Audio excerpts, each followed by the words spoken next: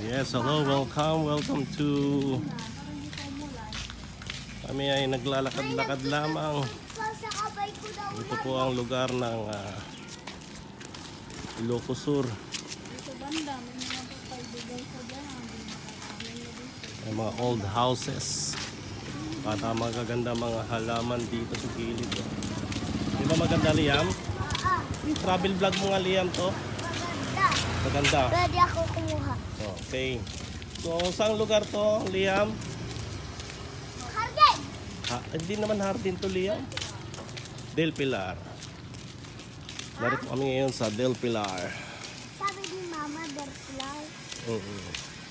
Ayan o, sa may old houses. Ang gaganda at ang tahimik ng lugar. Ayan. Siya